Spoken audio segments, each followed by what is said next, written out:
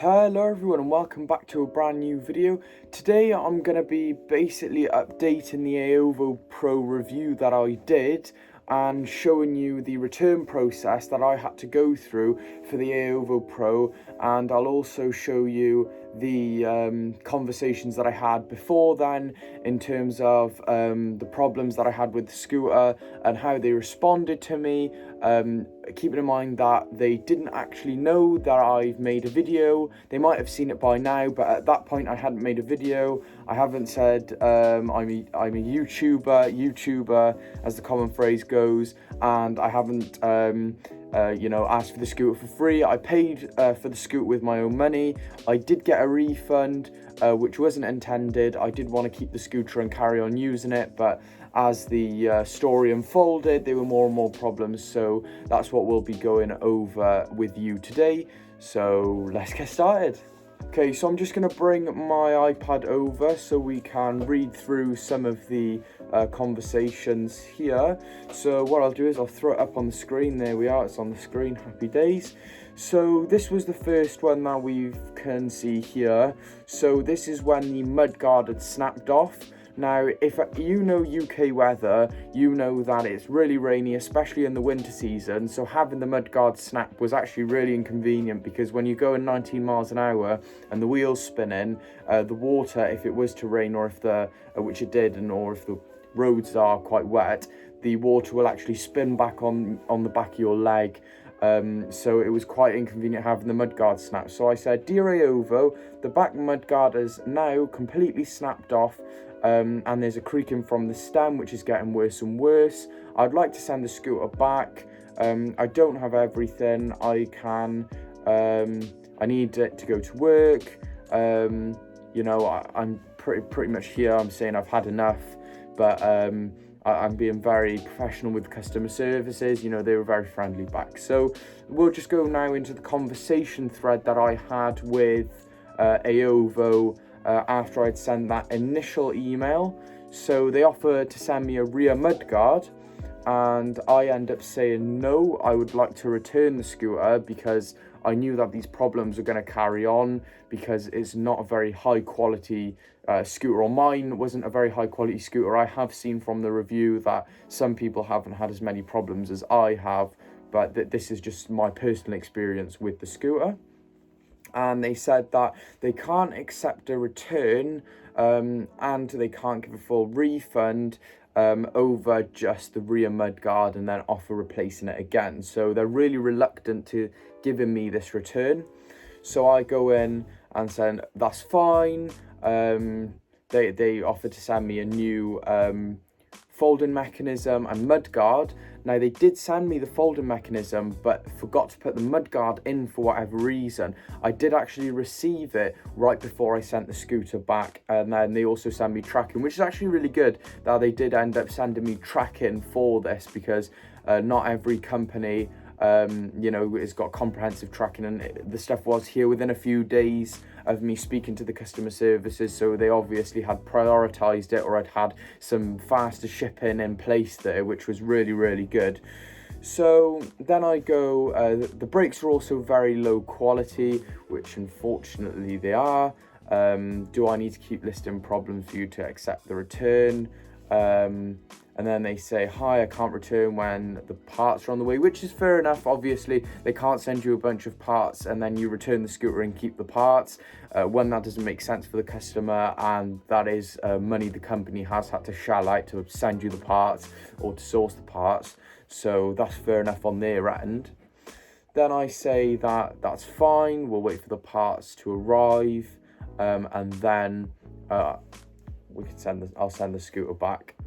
And then they say that the inspection team won't give me a full refund over just this small problem.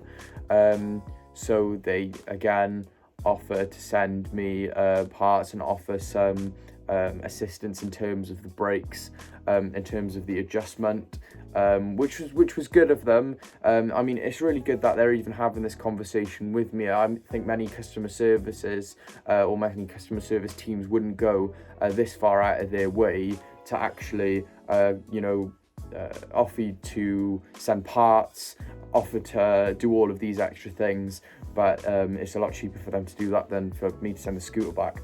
So then they say, I say the inspection team should understand that there's a fault with the scooter and I just want to send it back. And they say, okay, let's wait for the parts to arrive. Again, fair enough on their end. And then I say, please schedule to pick the scooter up. They will not pick up on the weekend, and they said they'll book it in for next Monday. That's fine, I say. And they say I can't select a time. I asked to book it earlier because I need the scooter gone, because I need to buy a new scooter to get back and forth to work. It is costly to be driven, and they said that they had booked it for Monday, and that was pretty much the end of the conversation. And I say thank you for all of their help. So it did take quite a while for me to actually persuade them, should we say, into sending me into sending a courier to pick the scooter up.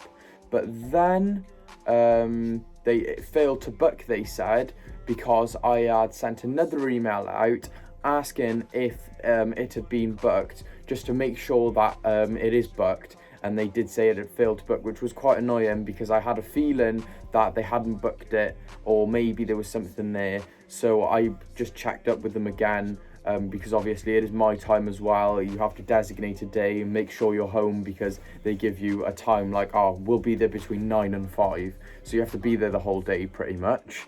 So they rebook it, and then they picked up the scooter. So I packed up the scooter for them with all the parts. I kept the original box, which was really handy, so I do recommend that you keep the original box. And they picked up the scooter, DPD picked up the scooter in the day, and then they took it away, and I had the full refund within a couple of weeks. They did first of all send a partial refund, and then I asked them for a full refund. So they were saying that I didn't send part of the scooter back, or some of the parts that they had sent me, and I did say that I had sent the parts, which I did. There would be no reason for me to keep the parts if I haven't even got the scooter. So that's fine. And then they say they've requested me a full refund here, and I say thank you very much. And then I had the rest of the refund. So at first I had about £220, and then I had about 230, and then I had the other 60 or 70 in another payment after then. So that was pretty much my return process. I hope that wasn't too boring and gave you a bit of insight into how the return process actually went. It was pretty overall pretty smooth.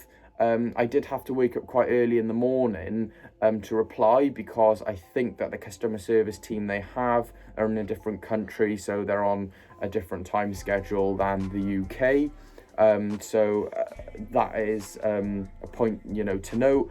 But otherwise, it was an overall smooth experience. They accepted the return, and I had a full refund within a few weeks. So I hope that gave you a good bit of insight.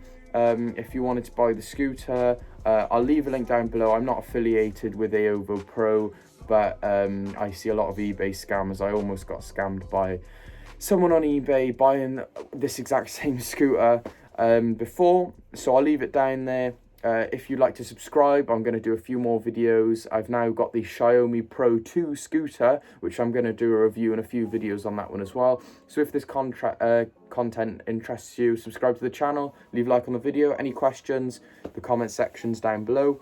And thank you very much for watching. Have a good day.